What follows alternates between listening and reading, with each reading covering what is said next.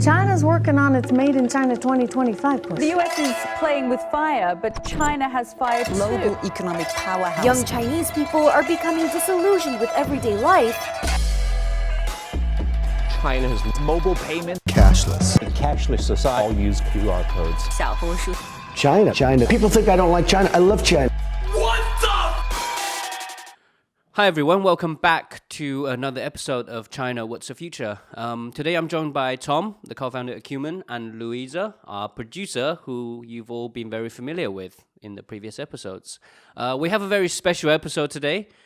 As it's the end of the year, we thought we'd do a quick wrap-up of 2019, what happened in 2019, but also maybe talk about what we think would happen in 2020. We're going to be talking about three topics today. One is people. The second one is technology. And then finally, we'll be looking at how both of these things affect marketers and brands and what we need to do in order to prepare ourselves for 2020. I guess the first one that we talked about a lot is the rise of tier 3 and tier 4 cities and how the consumer spending power increase in these cities far more drastically than those that are in tier 2 and tier 1.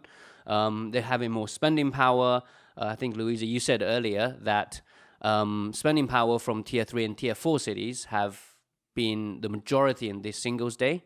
And also, I guess, boosted by platforms that are far more popular in tier 3 and tier 4 cities. We talk about Pinduoduo and Kuaishou a lot, but I think most people forget because Douyin is like a mainstream platform now that it was firstly popularized in tier 3 and tier 4 cities. I guess the question is, what do you guys think about this, and why do we feel that tier 3 and tier 4 cities have grown a lot faster in terms of technology adaptation, spending power than those that are tier 1 and tier 2? Tom? I'm sure Louisa knows more about this than I do, but certainly when we look at platforms like Pinduoduo, that have kind of like emerged very rapidly out of the xiachen cities, the tier 3, tier 4 cities, it's largely appealing to a demographic that just has a slightly different, I would say, relationship with technology, with applications, with the way that they're used to interacting on social media and through social commerce. So often in a lot of rural areas, like people would come together as like communities to purchase products because it was easier for them to do that because they didn't have access to all the things you have in the tier 1, tier 2 cities.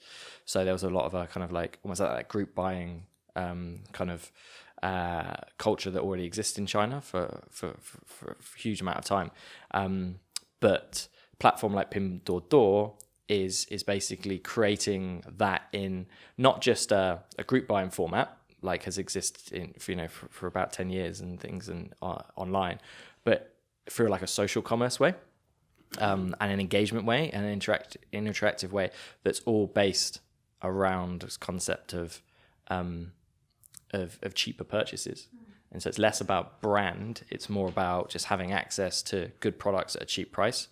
So like a lot of the things that Chinese companies specifically are doing in these like lower tier cities and why they're able to stimulate probably more sales is that people are they're more focused on deals. So I think deals have the ability to go viral as opposed to brand campaigns having go viral. So people are like, oh my gosh, like this. Chinese people love a good deal. Yeah. Right. So, and it's because they're a lot less sophisticated than the higher tier cities, like tier 1, tier 2 cities. They're all used to all this marketing communication, which is getting a lot better, a lot more sophisticated, a lot more focused on brand stories, which is something that we'll definitely see more in 2020, like focusing around creating proper stories. Whereas in lower tier cities, I think that's not yet happened. So that's why it's mostly focused on the price and discounts. But like in those more rural areas of China where they might not have the same access to the same types of programming and media, where a lot of their media is just on a mobile phone device and through apps, that you don't need to do marketing in the same way. You can just go like, here's a product, like buy it, it's cheap, and there's a fun game that's like associated with it, as opposed to having to go through all the layers of sophistication that you have to do in a more I guess advanced city in terms of the numbers of media channels it has, the richness in the media, the number of touch points people are bombarded with. So that's certainly paying dividends now. Do you guys think, again, Louisa, we were talking earlier about time. Do you think the fact that people have more time have something to do with the way they use platforms, and thus absolutely. certain platforms are popularized more? Definitely. So we were talking a lot about Zhihu, which is 996, the culture that I think is a buzzword that was started earlier this year. It seems like it's been around for a lot longer, but I think it was this year that it was coined. I don't think our listeners, do you want to explain what Zhihu is? Zhihu. So 996 is working from 9 till 9, 6 days a week. Sounds great. I don't think so. I don't agree. So that's joking. It's quite normal in China because there's just so many people and so much pressure, and if you don't work hard, you get replaced basically. So you've just got to work hard, and it's expected of you to stay late every day and to work like 6 days a week. So especially in first and second tier cities. So this was coined as Zhihu ICU. As in intensive care unit. So if you work that much, then you get overtired and you get sick. And anyway, so Jack Ma was caught out for saying that Zhihu is a blessing. Whereas the same day he then said that he doesn't think that companies should endorse that. I don't get that. Like a blessing in what way? Like blessing for him? Blessing for, I think, definitely for him. As we know, Alibaba is one, if not the biggest company in the world. But yeah, definitely for the Chinese economy. That's why it's grown so quickly, because people have just worked so much and so long hours.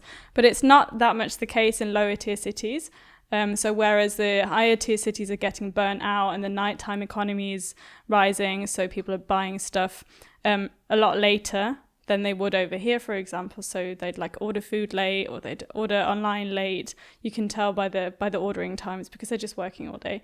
But this is not really the case in lower tier cities. So they've got a lot more time. They've got more time to pay attention to different adverts, or to, I don't know, scroll through Kuaishou, all these like short video programs, and take in a lot more media than they do in higher tier cities.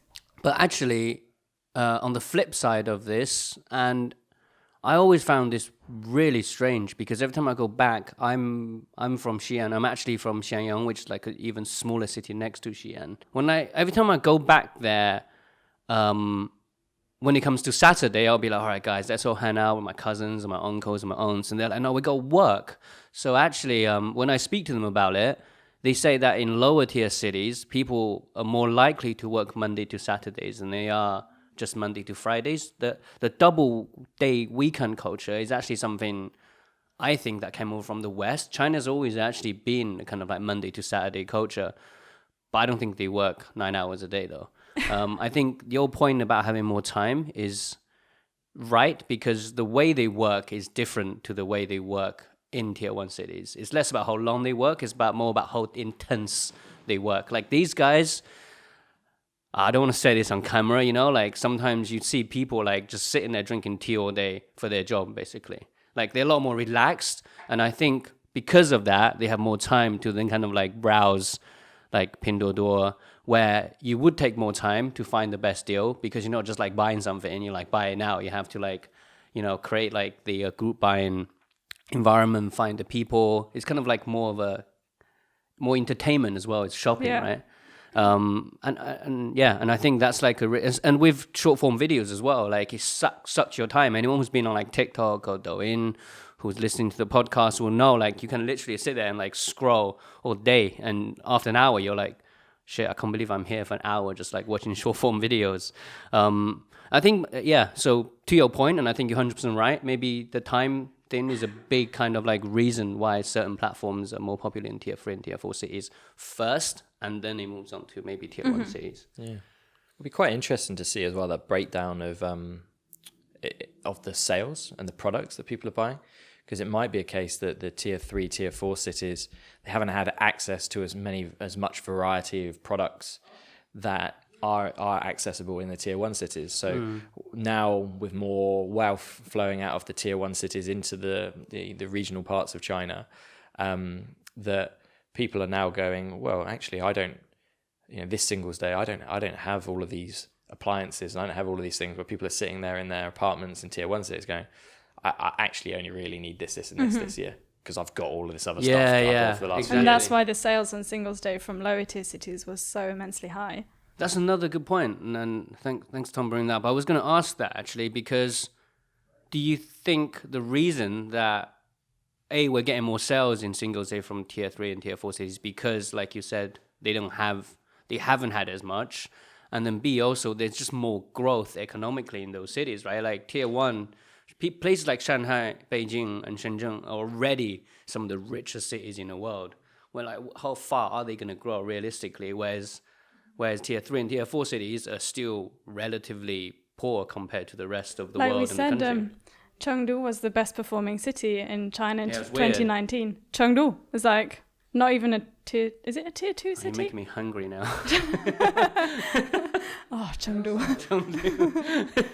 I mean, Singles Day is, it's a kind of the concepts of these big sales days. They're hugely exciting, but in a way, when you become of a certain affluency level, is it almost not a little bit sort of cheapening of you as the new identity you have as kind of like a wealthy, sort of well-rounded, a bit more internationally sort of minded Chinese person? Yeah. Where actually, like, I don't need to get caught up in the madness of Singles Day. So maybe there's kind of almost like a leveling off in the tier 1 cities amongst the very good point. people with lots of money, whereas the people in the tier 3, 4 cities, they're kind of, they're still chasing the Chinese dream. So I thought it'd be interesting now, and also you mentioned earlier about the Zhou Liu stuff, and to move on to the future and the trend that we might see emerging in 2020. And one thing we talked about a lot is health and fitness for both the body and the mind. So in tier 1 cities, in places like Shanghai, we're seeing a lot of new health and fitness like classes, like what you see in this country. Really, we've kind of like HIIT classes and sports like boxing, Muay Thai and stuff that are kind of getting more and more popular. What people don't talk about is health and fitness for the mind. I don't know. What do you guys think about the trend that might emerge in 2020 in both of these areas? We were talking about this earlier, weren't we? About how to detach yourself from work because you're working so much and you need to kind of find a bit more balance for your soul as well. So it's not just working out, but it's also being mindful and thinking what's good for me, not what's good for my work or for my career. Yeah, I think the biggest growth sectors in China are in leisure and entertainment. So there's huge investments of money now going into how people can spend their free time. And so I think previously, it was work, right? And it's kind of chasing wealth. And then when people actually start obtaining wealth, then they're like, well, I need to now spend all my money on my leisure activity and my time. And the minute you start enjoying those activities, whether it's traveling or going to the gym or actually doing sports or painting, all these kind of things that people are now beginning to do, because they're for all intents and purposes a first world country. That now they're going, well, I don't want anything inhibiting on my time, which I now have to do the things that I enjoy doing. I don't need to go and work like super hard, and so they're pushing back, and people will start to push back against businesses and companies that have that kind of mentality and culture. And it might not affect the bottom levels of businesses, but it could affect the kind of more experienced workers and the people that are adding a little bit more value at the top end. Yeah, you like always you were talk saying about about new laws and top down, definitely. It's the same with the sustainability, whereas it's becoming more and more of a trend here as well. But I think it's the same in China as it is over here. Like you would maybe be enticed if something is like fashion, if it's sustainable, you'd be like, oh, that sounds good. But if it's more expensive, then maybe I won't buy it. So I think it's a trend that's slowly coming. Heaving with people. Fast fashion is one of the biggest polluters on the planet. But it's in China with especially with the new rubbish sorting law. That was in June or July from Shanghai. So the government said basically you have to sort your rubbish, you have to recycle. There's 4 different types of bins. This is how you do it. All the influencers, celebrities jumped on board. I don't know if it's been rolled out across the country yet, but the plan is to roll out across. That's a very good point, actually, because I was just in China a couple of weeks ago, and like it's everywhere, and it happened so fast. How long So did it take quickly. in the UK for people to get like People used still to the don't do idea it. of recycling? People still don't do it, right? They don't, It they're took like I years. get asked every day, which bin do I put this in? And I'm like, And in China, everyone just started recycling like a click of a finger. It's like, what the hell? It's crazy. Yeah, I think what is going to be interesting is we're going to begin to have this kind of merger between the sort of sustainability viewpoints of people saying, I want to live in a cleaner,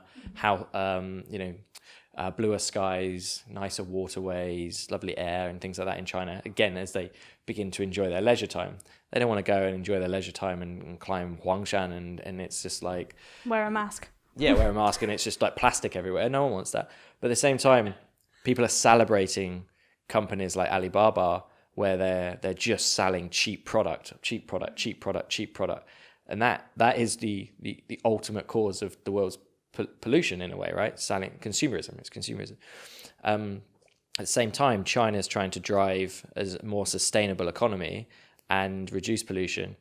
And I feel technology is a way that they can do that. They can continue to maybe grow GDP and they can continue bringing revenue. But technology doesn't always result in product output. It's true, yeah. The biggest technology companies are service design focused technology. Well, that's all the why ones we talk about are service design. Yeah, well, that's why the new recycling laws brought so much good business as well, because there's companies saying, oh, you can use this app and then scan your product and see which bin to put it in. Or there's like trackable QR codes for bin bags so that you know, or that the big companies can track how much waste is in the bins and where it's going and all this technology. I think there's a lot of technology coming up with this. Gamifies it a little bit. Yeah. And this is all connected, right? So the whole thing with kind of health and fitness for body and mind and also sustainability, it's all a result of people becoming more sophisticated consumers and I guess just becoming more wealthy in terms of having enough money and therefore time to enjoy themselves and look after themselves. And actually, I was just thinking about something while you guys were talking, that Chinese culture has always been about health. It's always been about health, whether it's like medicine, food, or like Tai Chi, or kind of like studying like Confucianism, right? It's all about mental health. And again, I think it's almost like we said this before, it's almost like a cultural realignment where over the last several decades, China has been on this kind of like sprint to be a dominant global power economically. And a lot of that has meant that China has forgotten its kind of like 1,000-year-old culture of certain things that has been in Chinese people for generations and generations. So now that China doesn't have to sprint anymore because they're already at the forefront, maybe it's a brisk walk now that they can actually go back to what they've always believed in, which is that, and there's an old saying in Chinese that your health is the most valuable thing in the battle for success. You have the whole China paradox of your traditional, the Confucian values and society that's based on, the balance of the yin, the yang, and the qi, and but actually, China almost became a victim because of those values, in that it didn't want to expand internationally, it didn't want to be aggressive externally, and it was very content living those very simple values. And then the West, with their aggressive, expansionist, consumerist sort of culture, then basically ruined China. It's happened in 1900s, yeah. and then the China's now in this difficult state where it's chased that, it's got power, it's back on top. If they take the foot off their gas, what will happen? But I think there's this kind of like rise of young Chinese people that are kind of like uber confident, self-expression is kind of like booming. They have all these external identities that they're identifying with, and then you've got the sort of paradox of traditional values, and it's just they're butting heads against each other, and that is obviously a fantastic territory for marketing. I think it's a good time now to move on to technology, the really exciting stuff. So the first thing is short form video, and Again. You guys are probably tired of hearing it, but short form video TikTok. really became huge in 2019. It started in 2018, I think it was, like beginning of 2018. Can't remember. But in 2019, it really, really took off. You know, it went from a tacky lip syncing platform to reach maturity, where you're getting a huge variety of content, everything from education to entertainment to from magic through to kind of like artists that kind of performing on the platform independently, and it's not just Douyin, and we always talk about Douyin, as you guys mentioned earlier. There's also a Kuaishou in tier 3 and tier 4 cities, and Watermelon or Xigua, Volcano, and Huoshan. What do you guys think are the reasons why short form video became so popular in 2019? And what do we think would happen in 2020? I think there's various reasons why short form video is so popular. So as you said, it came from lower tier cities where people just wanted some form of entertainment, to just like scroll through the phone, and it takes up the whole phone because it's all on mobile. So people don't really use computers that much, I don't think. So it's like most of things are done on mobile, ordered through mobile, paid through mobile. It's just all mobile. And if you have a video that's a sideways format, like a horizontal format, then you've always got to turn your phone. But vertical video is not like that. So obviously that's why it's quite popular. And also the AI feed, which we talked about. So you don't really have to follow people to get content. You don't really have to select anything to watch. It's just given to you. And then you just end up watching. So I think that's why it's really, really popular. And in first tier cities, it's become really sophisticated. So it's not just about watching videos anymore. It's also about following trends and seeing what your favorite influencer is doing, what your favorite brand is doing, what's trending. And you can even buy things through things like Douyin, TikTok. You can click through, and it's, yeah. What was that latest thing you shared the other day with the Zara stuff? That was quite interesting, I thought. Yeah, so there's like loads of different challenges that people do, which are really entertaining and gamifying. So people would go into Zara, for example, and they'd video themselves picking up different pieces of clothing, and then in the changing room putting on a whole outfit and showing the people how they put together clothes and outfits. And it could be a person of any size, like it could be someone who's a bit chubbier, who's pregnant or whatever, because people don't really, they like, viewers like to watch things where they can learn something from, like tutorials. So this is a really good way of entertaining people. And format wise, you can't really do that traditionally on like visual based platforms, right? You could do that on like Xiaohongshu, which is why it's quite popular as well, but it's just mainly photos. It's a lot harder to like do a tutorial on cooking on like Xiaohongshu / Instagram, because it's just pictures, isn't it? Where when you have video, it opens up a whole new array of content you can create where you couldn't before with a format like text or images. Yeah. And it's quite sophisticated, the editing tools that you can use. So you can make it really cool. You can put really cool music, cool effects. There's different types of effects that you can do by turning your phone and doing all these like crazy things. I don't know how to do it, but the key to it is creativity, really. Yeah. Like, exactly. While we were, focusing on Instagram, where it's like making that one image really nice. China's social media networks were just like, oh, here's a 9-image format, like on Weibo when it used to be 9 images, and then it was like, oh, and now we're gonna do 9 GIFs, and then on WeChat it was like, oh, it's I'm pretty sure when they designed WeChat templates it was text images. That was what was in their head. Yeah. Then somebody was like, no, they need to be better designed. They need to have all these like GIFs in it, and they need to have like stickers and emojis, and then when you've got hundreds of millions of people that are all just wanting to be creative because they don't have that same, it comes back to the expectation of premium, like the premium level of design. So like we always used to joke about how terrible Chinese design was, right? Which it largely is, but everybody gives it a go. Here people go, I'm not going to do that because I'm rubbish at it. We talk about these a lot, and how new technology and new platforms, even when we're saying in intro that Chinese people just welcome things with open arms because they have a good outcome associated with changes.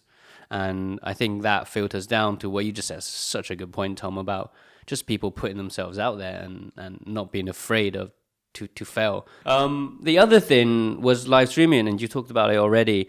And live streaming, I think it's very interesting because a lot of people compared, we talked about this before, a lot of people compared live streaming to QVC and online shopping when it's actually very different. And there's a lot of different platforms that are now doing live streaming. And I think was you were saying earlier how like a lot of focus these Singles Day have been on live streaming as like almost programming as part of e-commerce. I think Taobao invested so much money in live streaming, and they sold a lot of stuff through live streaming. But it's not just the e-commerce platforms that are doing live streaming. It's also places like Xiaohongshu where people go for reviews for like clothes or bags or whatever, and that you can do live streaming on there, I believe, or it was announced anyway earlier this year. And places like Zhihu, which we talked about in a different podcast. Zhihu, where you go for, it's like Quora, you get like, you type in a question or whatever and you can get some knowledge. Knowledge-based platforms are on the rise because people are really interested in learning stuff, and they also want to pay to learn things. But on Zhihu, they do these live streams where you can just tune in to a professor talking about a specific topic, or it's really varied. Can we imagine that happening on Quora? Probably not. I don't think so. I want to talk about something really interesting and really controversial, I think, as well. We've made so many posts about this already on LinkedIn. I hope you're proud, Gary V. But it's going to be on facial recognition, right? And this is a subject that's kind of very divisive. And some people think it's a breach of privacy. Other people think it's convenience to the absolute next level. What do we think? What do we think facial recognition is going to be like in 2020? As we know, it's already pretty popular in China in 2019. It is a very difficult topic because it depends whether you can opt in or not, I think. So, for example, over here, people think, oh, I don't really want my face to be stored in a database. In a database. But then at the same time, at the airport, you use the quick checkout with your passport, and it scans your face and knows your face. Exactly. Yeah. So that's fine. The irony, what's on your passport? Your face. Your face. Yeah. So if you have a passport, they have your face. Well, you opt into it by going through the quick checkout. That's a very good point, man. People. But anyway, are funny. like China's taken that to the next level. But they have, for example, in Zhengzhou? I think Zhengzhou Metro, you can use your face to get into the tube. Like you don't even have to use your phone or a card. You just walk up to the thing, to the barriers. It knows your face. It lets you in. And that's opt-in. But that's opt-in. We were saying like you basically get on the app. Yeah. And then you opt in. Obviously, you scan your face, and then the next time you go in there, so you can still use like Oyster cards or they're seeing as somebody having your face stored in a database somewhere as an invasion of your privacy and all these kind of things. But I mean, I unlock my iPhone with my face. Yeah, it's a very good point.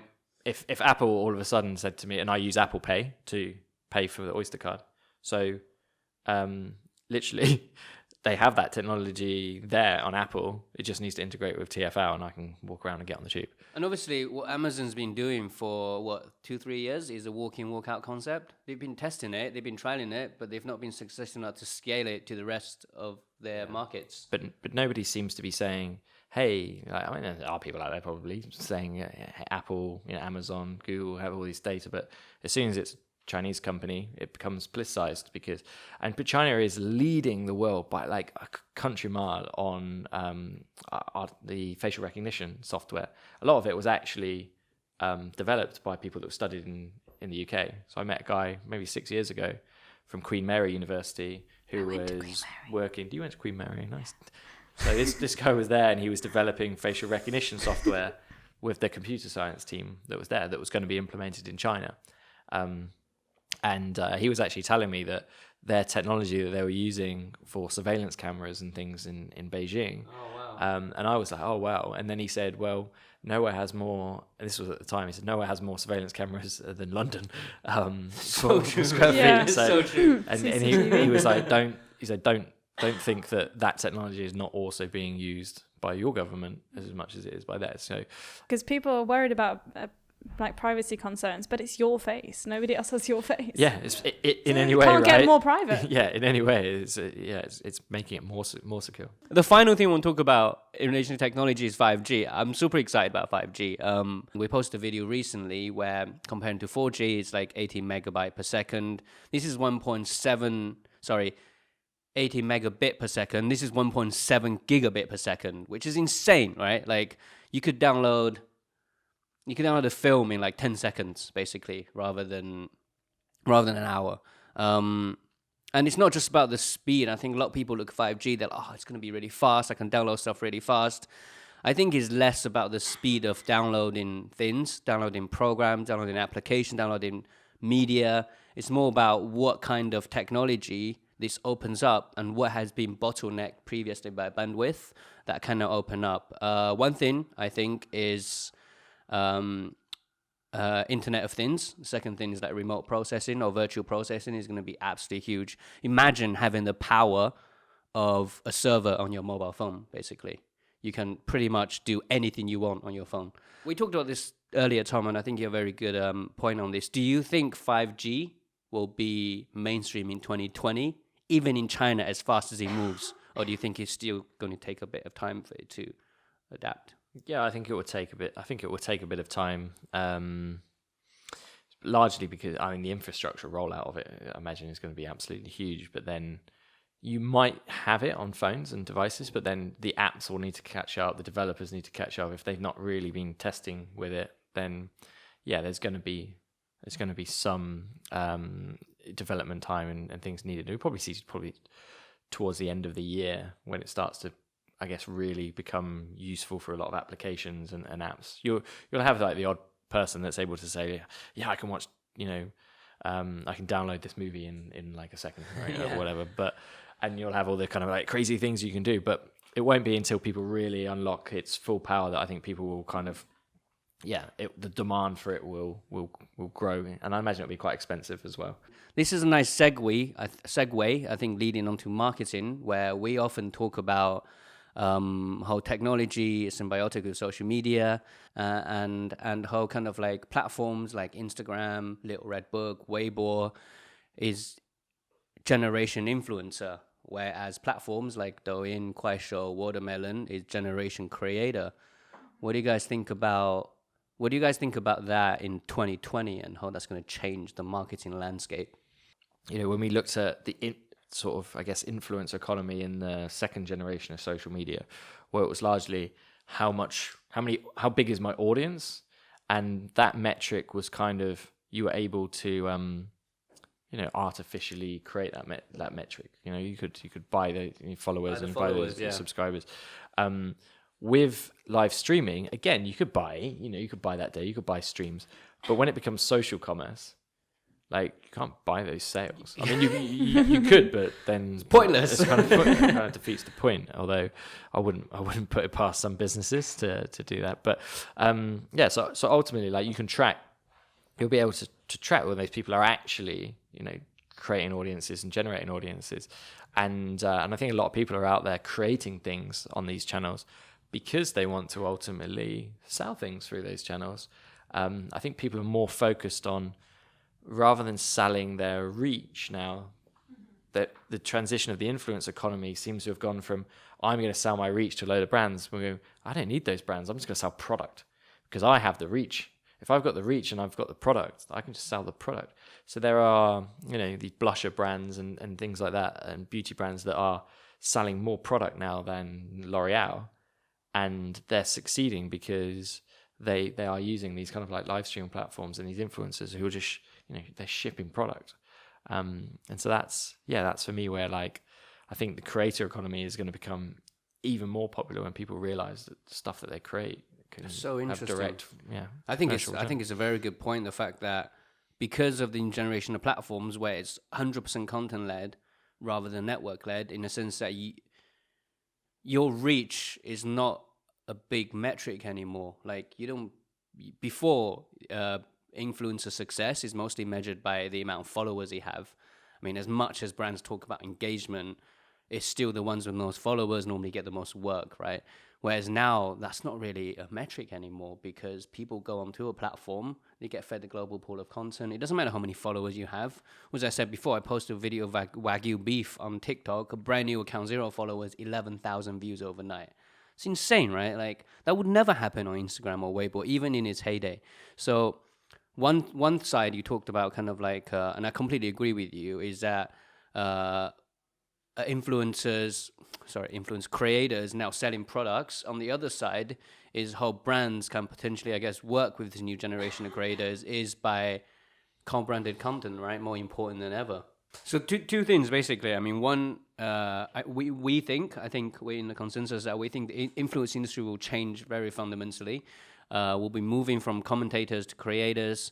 But on the other side, I guess first, I think brands need to think really about how they are creating content rather than getting like a creative director who's in their middle ages trying to create Gen Z content for a Chinese audience. Let's actually get people who are immersed in a subculture and the community you're trying to talk to. So working with creators to create content rather than creative directors and copywriters. Second thing, live streaming, right? So as you mentioned, it's more of an entertainment in China and therefore brands. So it's kind of like on one side, you've got the creator content, which is more about awareness and building brand affinity. And the other side is more about sales, which you can do via live streaming a lot better maybe than traditional e-commerce. I mean, live streaming really is like true social commerce, right? It's like entertainment, it's social, it's selling. We think that's going to be huge in 2020. So something else you should look at. Another thing that we haven't talked about is what brands can do to leverage the rise of tier 3 and tier 4 cities. Do you guys have any thoughts on that before I start rambling again? Well, I guess it segues quite nicely into content that's created by those kind of communities. Because I think the apps and the types of content that are doing well in those cities are, or the brands that are doing well through those apps are ones that are using those local creators, local spokespeople. Like if it's just, you need to have a network of people that are out there hustling on your behalf. And that's how you can kind of like tap into that. It's, China has hundreds of cities, very large cities. So creating a strategy to reach all of them is very difficult. I know brands that have done it by clusters. So creating like different clusters, and then you have content that you create for those different clusters. So you might be looking at in the north where it's a certain type of environment. You're going to have different products to the hot, humid south of China. So there's no point in having one creative strategy or even one like influence or creator strategy for those two different places. So I think people have to kind of look at those regions, look at the types of cities they're going to, the subcultures that exist in those cities, and then find people that they can create content with that are going to make it really local, make it feel authentic to people in those cities. Because they're going to want stuff that they feel is for them, not for someone in Beijing. They're going to go, this is for me. Definitely. I'm in Yunnan.